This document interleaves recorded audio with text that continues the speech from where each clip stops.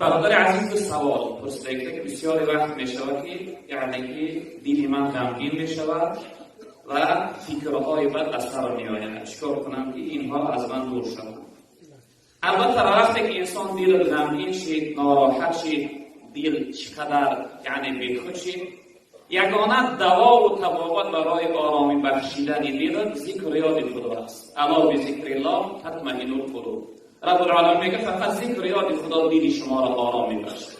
آرامی بخشنده دلها فقط ذکر یاد خدا است. والله قسم نه موسیقی های، نه طربخانه های، نه اون جاهایی که عیش عشقی که روز دارنده ها میرود. اون آرامیه که انسان از ذکر، اون حلاوت و لذت و راحتی که انسان از ذکر میکنه، از خود میکنه، اونها را از دیگر پیدا کرده میشه. و این خاطر برادر عزیز بزرگوار حرکت داشته باش. وقتی که دل غمگین، البته غمگین شدن دلها از روی چی میشه؟ از روی نشیدن کار یا یکان قرضداری یا اینکه یکان ناراحتی وقتی در حیات میاد، البته دل انسان غمگین میشه. و این خاطر زیادتر ذکر داشته باش. بعضی بزرگا و لطیفه قلب میگن یعنی ذکر بدیل گفتار، یعنی با دلم کلمه سبحان الله الحمدلله لا اله الا الله اینها را با دلم گفتار داشته باشه، ان شاء الله که دلهای شما روشن میشن و فکرهای بد وقتی که در سر آمد دارد در حال استغفار کنید، استغفر الله بگید، از خداوند طلب مغفرت کنید که خداوند فکری بد از یعنی فکر شما از سر شما دور بگرداند. رسول اکرم صلی الله علیه وسلم برای ما یک سری تعریف دادن. البته این درباره دل است برادران عزیز. پیغمبر بزرگوار گفت که این فی الجسد مضغه اذا صلحت صلح الجسد كله. تن در بدن هر یک انسان یک گوشپاره هست، یک عضوی هست، یک جزئی هست. وقتی اون گوشپاره، اون جزء اصلاح شد، خوب شد، تمامی بدن انسان صالح می شود، خوب می شود، اصلاح می شود. و این فسد الجسد كله. گفتن که اگر اون گوشپاره یعنی فاسد شد، بد شد، ناپاک شد، تمامی بدن انسان بد و ناپاک می شود.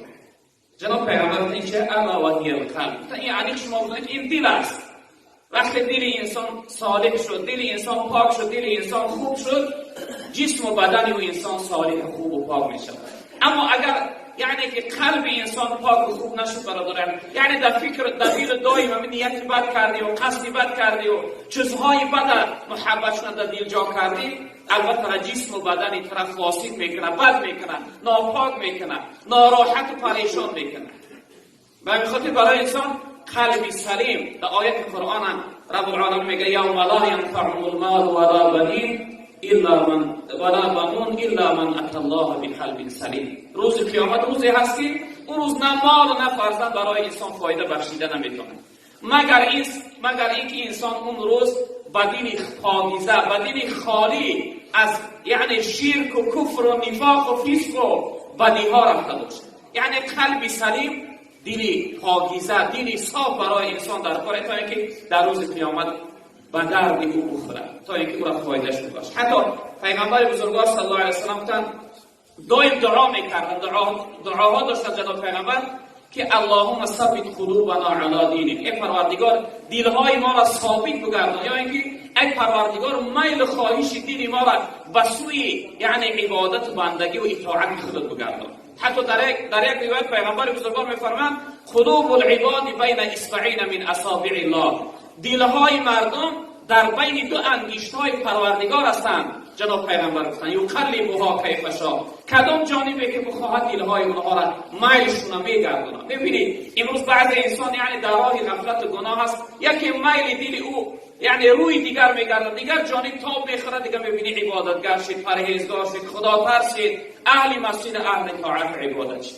و این خاطر برادران عزیز بزرگوار ما و شما حرکت داشته باشیم که در دلها فقط نیت و فکر خوب داشته باشیم، دلها را یعنی صالح پاک و خوب بگردانیم.